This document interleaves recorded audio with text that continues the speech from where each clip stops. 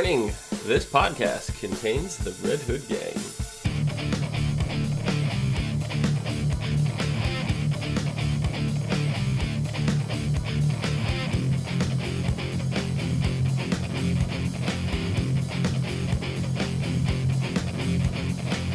What's up, everyone, and welcome to the ASOTV podcast for Gotham, Season 3, Episode 5, Anything for You.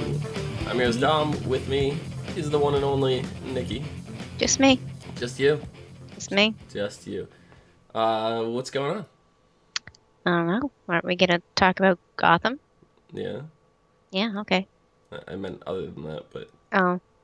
Just a lot of drawing. Yeah? Nothing exciting. So, what'd you think of this episode?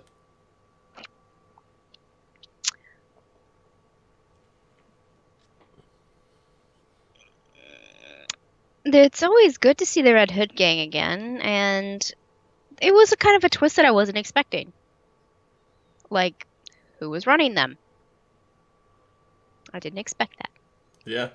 I mean, it makes sense and everything. Because it wasn't the original Red Hood gang. No, right? It was just new. It was because they're like, isn't the original one, like, aren't they all dead? You know? So, it was good to see that, because you have Oswald here as mayor. You see him doing his mayoral duties, driving around in the parade, waving to people. He's helping out at the soup kitchen. He's doing a ribbon cutting ceremony at St. Andrew's Academy for school children and nuns and, you know, all that stuff.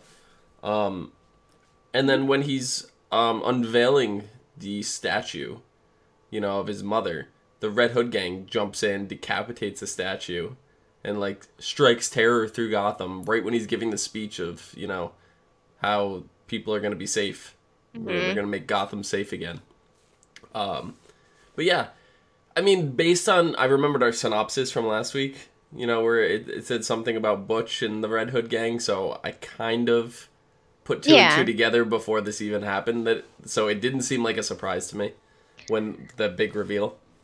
You know what? When you spew out the synopsis at the end of these talks, I'm not listening anymore. Wow. Okay, then. I like a little bit of surprise when it comes to the next episode, so I mean, I don't know. Yeah. Yeah, no, I feel that. Mm-hmm. But this is clearly not the original, and you see, you know, Butch telling Tabitha when Barbara and Tabitha, of all people, are the one that figure this out first, right? And he got a bunch of people together to take out the statue, you know, all this stuff, strike some terror in, because Butch wanted to kill them all. He wanted to be the hero. He wanted Penguin to trust him, you know, and see him back in the spotlight. But Barbara and Tabitha are now jeopardizing that, so I'm like, oh, this is going to be interesting. And Tabitha's like, no, look. Barbara goes, it's up to you, you know. So Tabitha's like, all right, so I want to make a deal with you, Butch.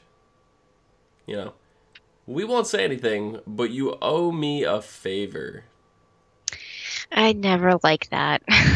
That's always bad news bears. Owing anybody a favor in Gotham is not good. Yeah. Lee's saying that Penguin is dedicating Lee Silver in chat, mind you, not Lee on the show, is dedicating a statue of his mother. How does the city council approve of that already? That is a good question. When, what's his face? I want to say Gallivan was putting himself in that placement that like he was running for mayor too, or he was taking over mayor or whatever. He kind of got rid of most of the council, so I mean, there really wasn't much to work with. So I mean, it's just a little statue. It's not like he's trying to pass a bylaw that everybody has to be in their house at 10 p.m. There's usually a lot of approval from city planning and, you know, all this stuff. So, you know, I'm not sure. To be honest, appears for the mayor, there's not much red tape when it comes to Gotham in terms of that. To be honest, I think it was his own personal statue, and the statue was just brought there and put there for him to have like a little background for his speech to help, motivate and like, just like bring up the morale of the people. I think it Yeah, was because we just a did see the statue in his house Yeah, beforehand. I So think he was just gonna put the statue back in his house. It was just there for, just a visual sake. yeah, that's completely possible. Um, but you see the Red Hood gang like terrorizing everything. They Hmm. not only did they cut the head, shoot the head, smash the head off the statue, they blew up a priest at St. Andrew's Academy. And the whole bus and everything. Yep. But you know, so Tabitha ends up catching Butch, and they're just like, no, we're gonna do it. But Nigma ends up figuring this all out too, just based on the crime scene, because Nigma has inserted himself back into the Gotham Police Department. Yep. And I kind of wish it wasn't going to happen, but he's just like, my buddy here, the mayor, said I could, so too fucking bad. Yeah, he's acting as the new liaison. He basically tells Barnes that I will have, or Penguin will have somebody appoint the commissioner, who in turn will fire you. So Barnes really has no choice. Yep. He's got to suck it up and just go with it. And then you had the Nigma and Lucius Fox interaction, which was fantastic because last season, was it last? Yeah, last season Last we season, had yeah. them gassed. Him and Bruce gassed in the chamber. Yeah. Oswald, no. Nigma was under the assumption that it was fatal gas and it was sleeping gas, but he told Lucius and Bruce that you guys are gonna die. So I don't think Lucius likes him very much. Yeah. No, not He at all. Lucius goes, "You're insane," and Penguin's response was insane. I have a certificate. Nigma's response. Yeah, I loved it though. I loved Hmm. it. I It have was a good. certificate. That totally makes things okay now. Yeah. So, but I think for as much as you hate Lee, as in Lee Tompkins, not Lee in chat, as much as you hate Lee, I think you probably had a big smile on your face when she decked Nigma. No, No, why not? no. I mean, he deserved it, but what does that prove or what does that accomplish by punching him in the face other than making herself feel better? That he can't get away with everything. He's walking in the GCPD like he owns it, or Well, GPCD. she does have a little background that can fuck him over if he decides to, even step GC. over over the boundary, and that is because of Carmine Falcone. And Right. so if he starts shit, Falcone's just gonna come in there and blow him to pieces. Yeah, and not only that, but Penguin, and Penguin's gonna be scared of him. So Mm-hmm. Nigma knows he can't get away with anything with her. So she Yep. basically has free reign to do whatever the hell she wants when it comes to anything. I mean, that itself doesn't make me happy for her character or like make me like her anymore. It's, more or less like like a Yeah, Nelson at it's Nigma. That's it. It's a get out of jail free pass, for everything though. Mhm. What was interesting to me was when she and Gordon I got to sit down and talk to you. My fiance's name is gonna be in the paper. We're gonna announce. He's like, oh, I already know. He's Carmine Falcone's son. And she's like, what? So I think that's kind of crazy. Well, I That he mean, knew already. I mean, he is a detective, but still. he Gordon's father had connections to Falcone in the past Right. anyway. So like it's possible they could have known each other growing up and Mr. what's his name, Mario just didn't recognize Gordon from their childhood or whatever. Hmm. Yeah, I don't know. To me, I took that as Gordon decided to do some detective work and look into this Course. guy. A See, background check yeah, and all that jazz, of course, yeah, yeah. because he's a former detective. He's a private eye, freelance, whatever you want to call it now. So he's gonna take the time to do that kind of research. Mm-hmm. So, but yeah, But, you know, as for Nigma, he proposes this deal to Butch after catching him, right? And I was like, ooh, there's something really fishy with this deal. I'm not quite liking it.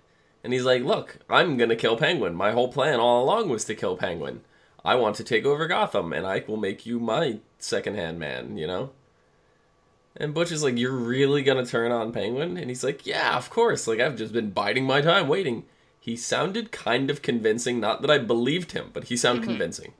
Well, he had to sound convincing for Butch. But, I mean, Butch isn't exactly the most intelligent character either. He's easily molded and manipulated, as we've known from the past couple seasons.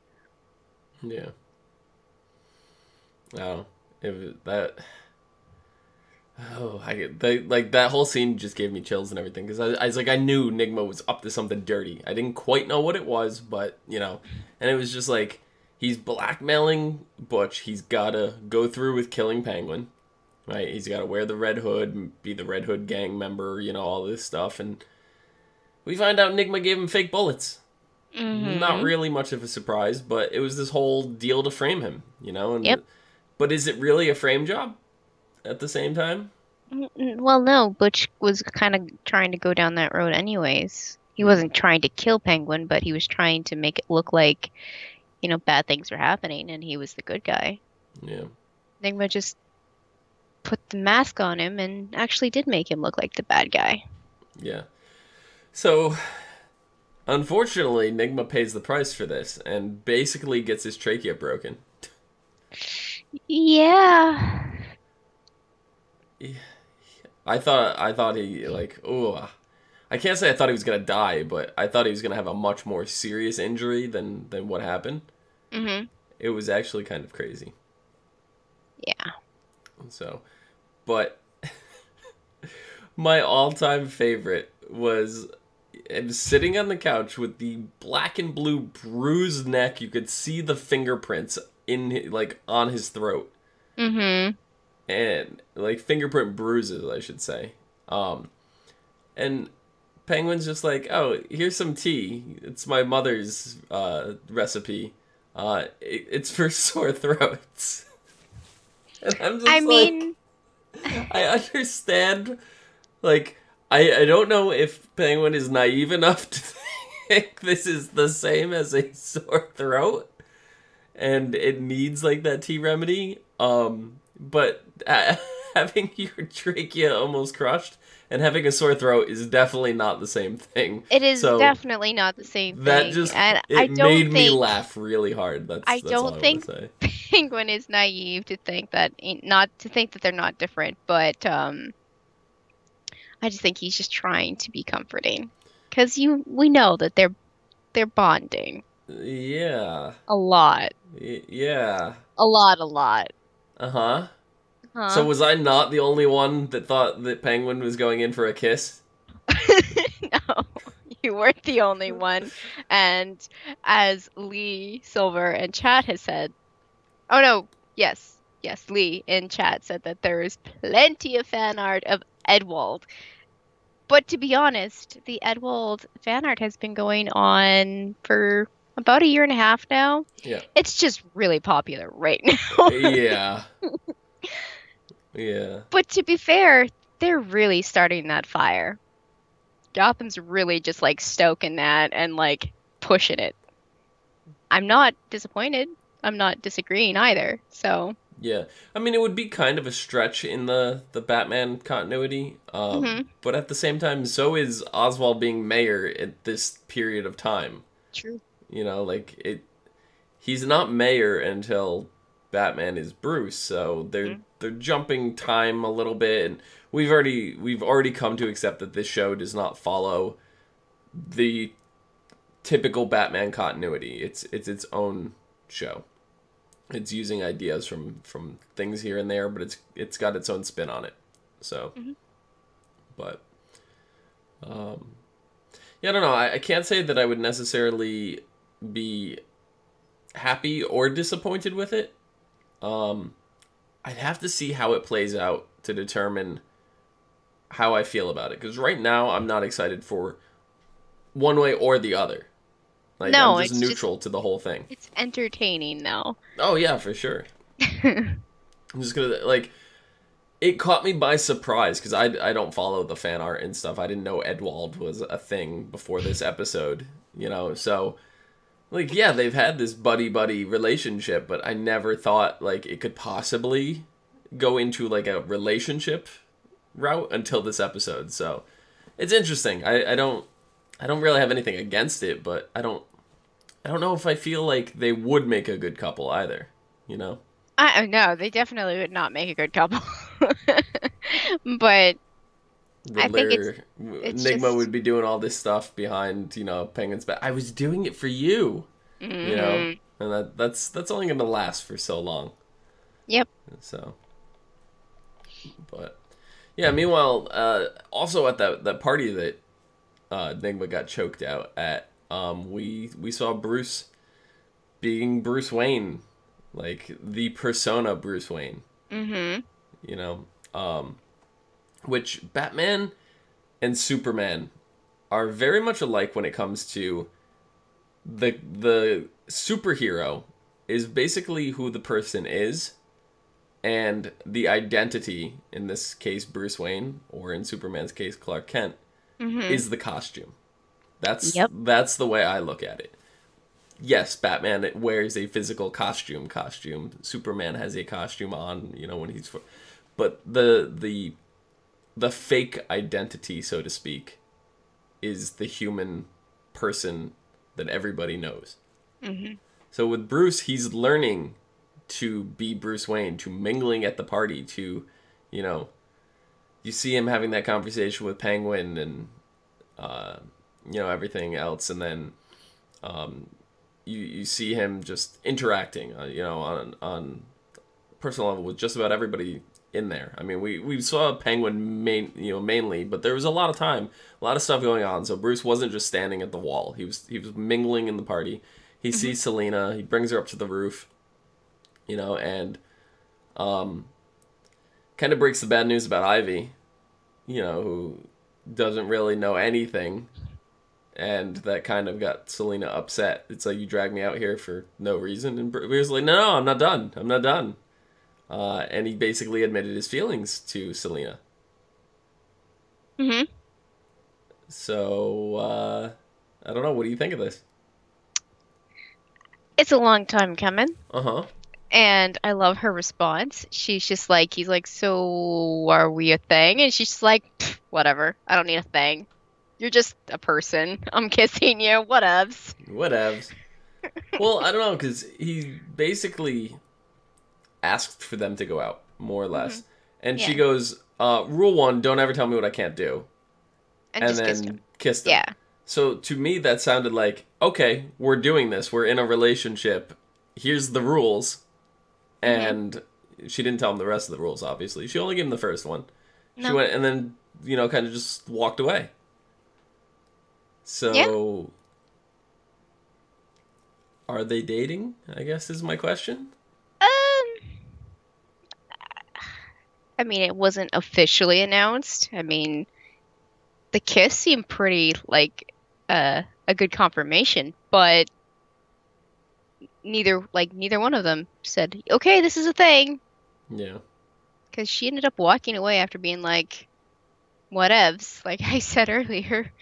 I don't know. It's cute. I mean, I don't- he's just so awkward, and she's so forward, and it's going to be interesting to see their interaction. Well, Bruce and Selina have always had an interesting relationship in the comics, so that is a good way to describe what may transpire here.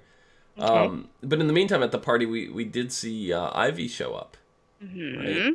And she catches Selina pickpocketing and calls her out on it. And Selena's like, who the hell are you? And she goes, no, I'm not telling you yet. No, this is Having too much fun. Yeah. Yeah. So, what do you think is going to be her reaction when she finds out that this is Ivy, her friend Ivy? She's gonna have that moment of disbelief and just be like, "It's fucking Gotham." Anything can happen. I have a feeling she's actually going to be a little bit scared, not like terrified or like fearful, but like just kind of like apprehensive Hmm. because yes, she's older, but we don't, and she's definitely a different person. Like her personality is just 180'd, definitely. So yeah, I don't know how she's gonna obviously be walking carefully around Ivy. Yeah. Yep. And then Butch. I mean, like the party's over basically. You know, after the whole Nigma and Butch commotion that was made, and then Butch gets arrested. He goes to he gets taken out in an ambulance, right?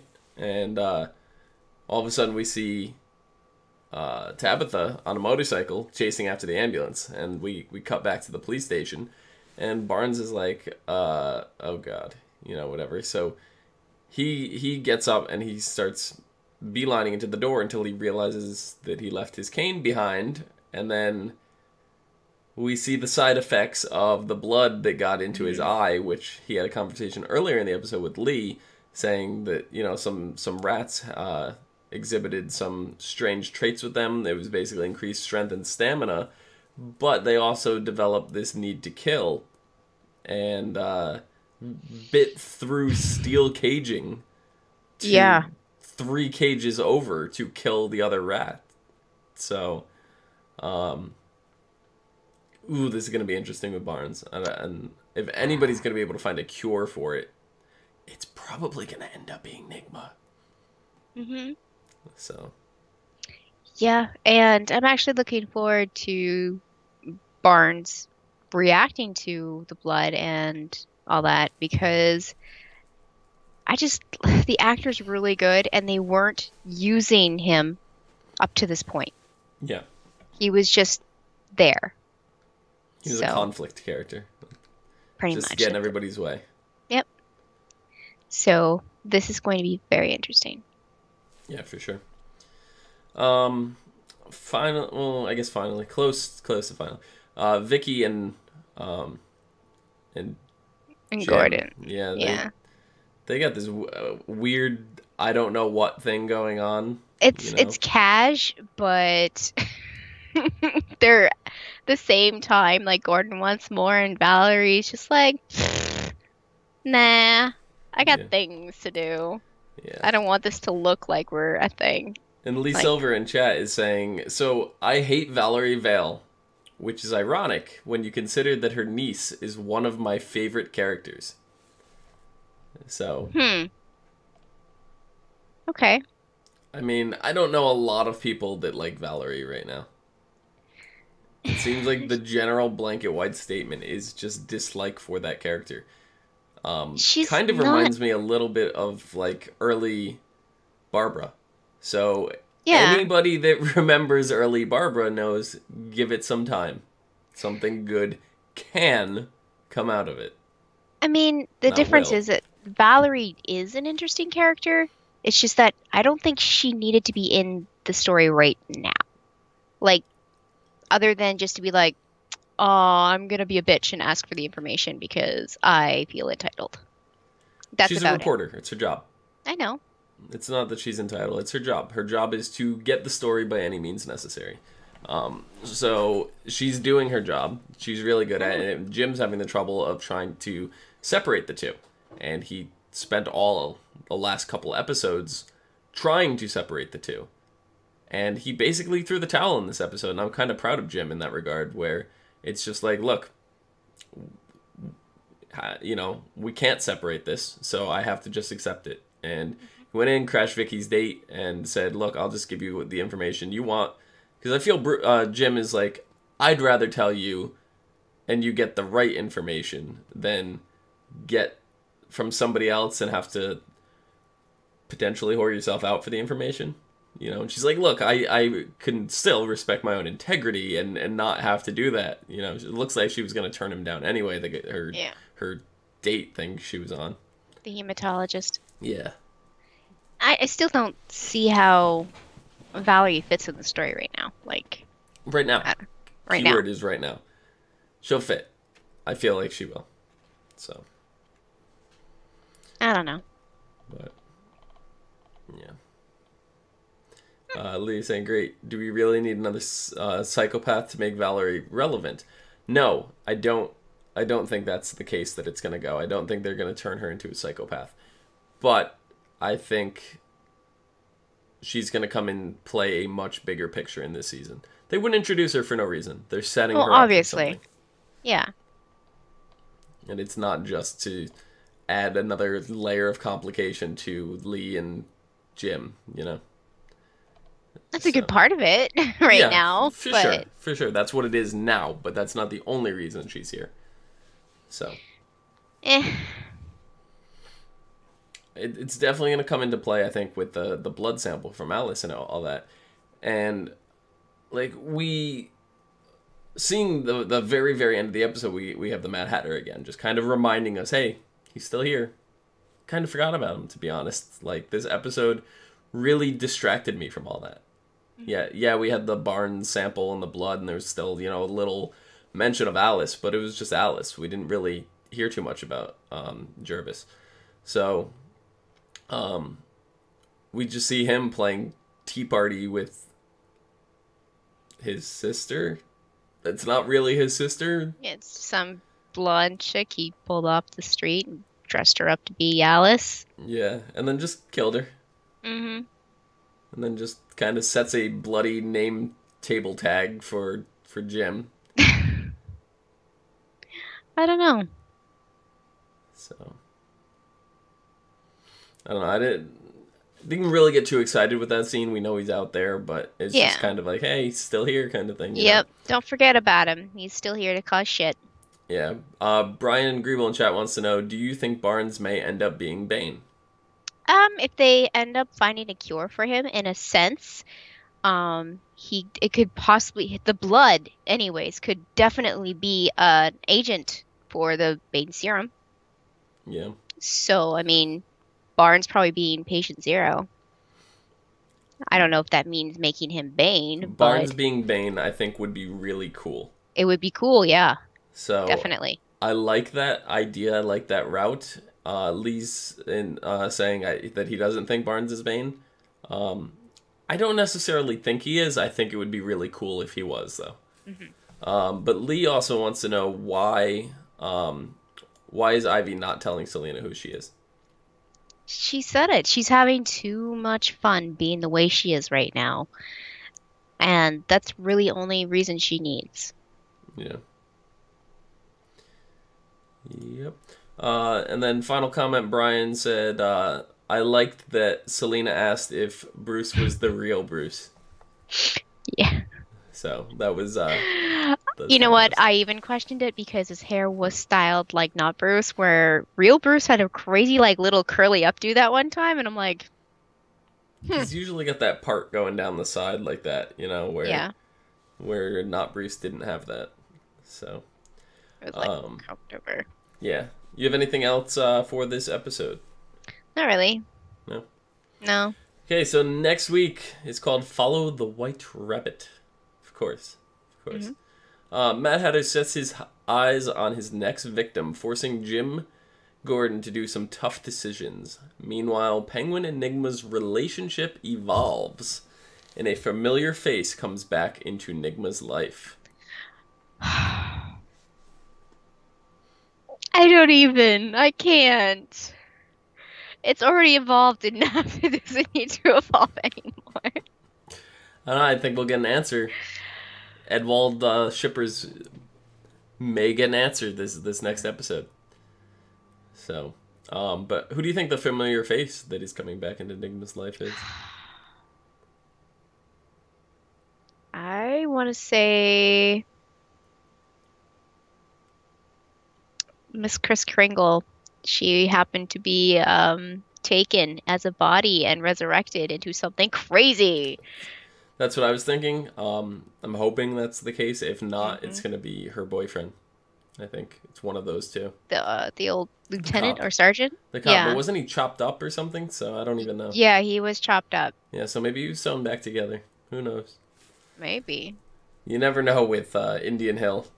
This is true. Never know.